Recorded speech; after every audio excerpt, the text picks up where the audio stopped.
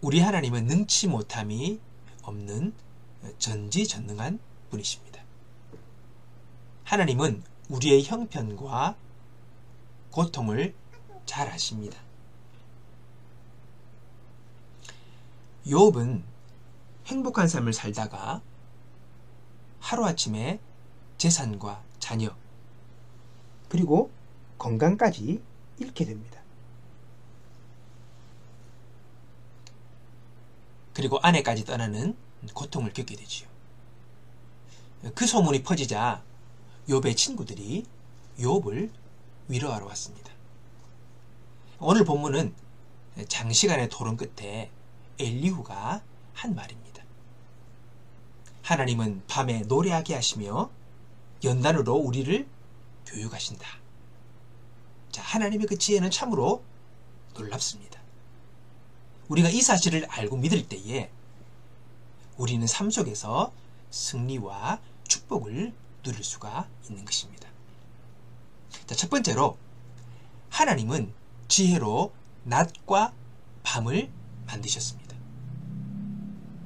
밤은 쉼의 시간이지만 또 공포의 시간으로 우리에게 다가오기도 합니다. 인생에도 낮과 밤이 있습니다. 우리 인생에도 질병과 근심, 허무의 밤이 다가옵니다. 하나님은 왜 우리에게 밤을 주실까요? 꽃이 피기 위해서는 밤을 통과해야 합니다. 밤이 없으면 꽃은 피지 않습니다. 인생도 사명과 본분을 다하기 위해 밤을 통과해야 합니다.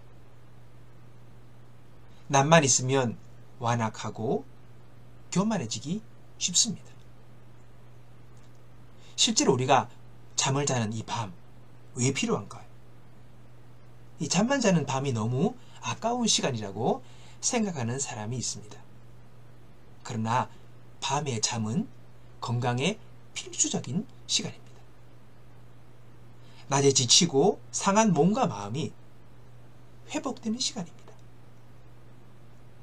누가 뭐래도 이 건강한 인생의 밤은 필수적인 요소임을 우리는 알아야 합니다.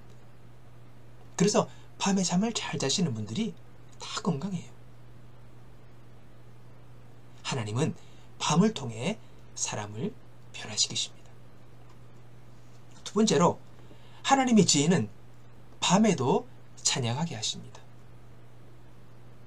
하나님께서는 어둠과 고난과 실패 속에서 감사의 눈물이 흐르게 하십니다. 밤을 만났을 때에 아무리 내 힘으로 노래하려고 해도 할 수가 없습니다. 그럴 때가 있습니다. 기도조차 할 수가 없는 그런 때가 있습니다. 그러나 하나님은 우리가 밤에도 노래하게 하십니다. 하나님께서 우리를 자녀로 삼으신 까닭은 하나님께 찬송을 드리기 위함입니다. 그래서 하나님은 우리에게 찬송할 수 있는 능력을 주십니다. 여러분, 인생의 밤이 와도 두려워하지 맙시다. 그 시간 주님의 도우심을 구하며 찬송할 수 있는 저와 여러분이 되길 원합니다. 밤에 부르는 찬송을 하나님은 좋아하십니다. 우리는 평안 속에 하나님을 잊을 때가 많아요. 평안할 때 우리가 감사한다 하지만은 입술로 그칠 때가 많이 있습니다. 문제가 생겨야 하나님을 찾는 어리석은 인생의 모습이 많이 있지요. 인생의 밤에 오히려 전능하시고 지혜로우신 하나님을 우리가 찬양할 수 있어야겠습니다. 빌립보 감옥에서 바울과 실라가 부른 찬양은 그 대표적인 예입니다. 그는 감옥에 갇힐 이유가 없었습니다. 복음을 전했고 선한 일을 했습니다. 그러나 두들겨 맞고 감옥에 갇혀서 그 상황은 전혀 찬양할 상황이 아니었습니다. 그러나 그들이 찬양할 때에 하나님께서 놀라운 구원 역사를 베풀어 주셨습니다. 셋째로 하나님의 지혜는 일꾼을 사용하시기 위해 밤을 통과하게 하신다는 겁니다. 성경에 나오는 하나님의 일꾼 중 인생의 밤을 통과하지 않은 사람이 없습니다. 한번 보십시오.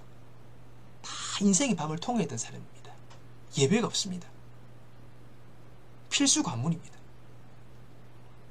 예수님도 엄청나게 깊은 밤을 통과하면서 그 밤을 피하기를 구했으나 하나님께서는 예수님을 십자가에 죽이심으로 인류를 구원을 이루시는 그 큰 일을 이루게 하신 것입니다. 각자가 경험하는 밤은 그 사람을 온전하게 만들어주며 하나님이 쓰시기에 합당한 인격의 사람으로 우리를 갖추어지게 한다는 것을 우리는 알아야 합니다. 여러분, 우리가 불행이나 고난을 자처하라는 것이 아닙니다. 고난이 올 때에 아멘으로 찬양하고 감사할 수 있기를 바랍니다. 밤은 잠깐입니다.